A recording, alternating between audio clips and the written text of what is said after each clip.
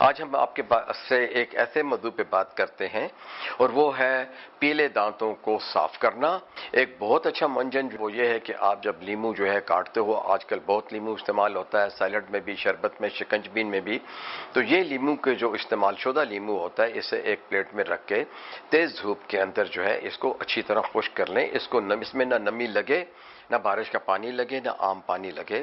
اس کو جو ہے آپ جو ہے جب یہ خشک ہو جاتا ہے تو اسے گرائنڈ کر لیجئے۔ گرائنڈ کرنے کے بعد اس میں تھوڑا سا کھانے کا سوڈا استعمال کیجئے، حسب ضرورت اس سے 2 دفعہ منجن کریں، یا جو ہے گیلے برش پہ لگا کے جو ہے آپ اس سے اپنے دانت صاف کریں، دانت جو ہے فوراً چمکیلے ہو جائیں گے۔ اب آتے ہیں ایک اور عمل ہے جو کہ ذرا سخت ہے، کیونکہ اس میں آپ کو تھوڑے سے کاسنی کے پھول بھی پیسنے ہوتے ہیں، اور جلا جو ہے ایک چھوٹا سا کوئلہ جو کہ آپ نے جلا لیا ہو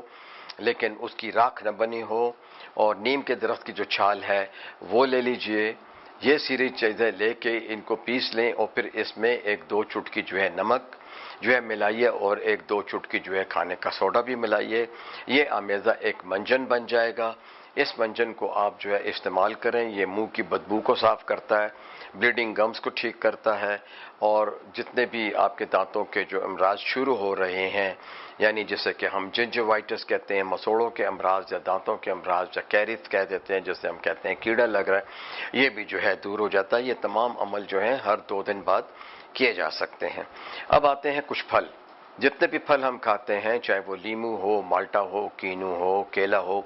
آپ جب اسے استعمال کرتے ہیں تو ان چھلکوں کو ضائع نہ کریں، ان کو الٹا کریں، اور ان کو جو ہے تھوڑا تھوڑا ان کے اوپر ایک چٹکی نمک لگائیں، اور ان کو اچھے طریقے سے مسوڑوں کے اوپر رگڑیں۔ تھوڑی سی جلن ہوگی، مسوڑوں سے پانی نکلے گا، اس کے بعد سے نیم گرم پانی کی 2 منٹ تک ملنے کے بعد نیم گرم پانی کی کلی کیجئے گا،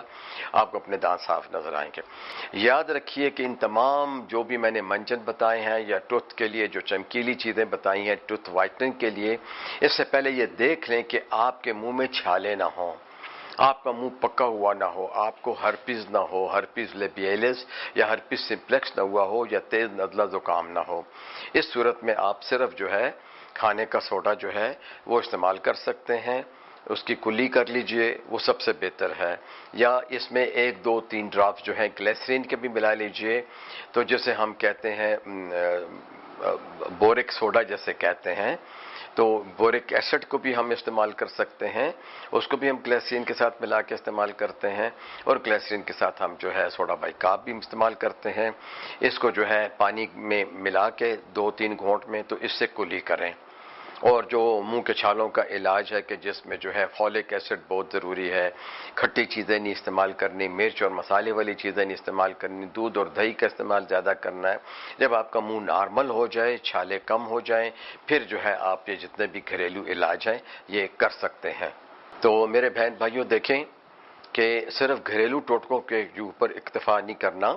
بہتر ہوتا ہے کہ ہر 6 ماہ کے بعد آپ اپنے ڈینٹل سرجن کے پاس جائیں اور اپنے دانتوں کا معائنہ کریں،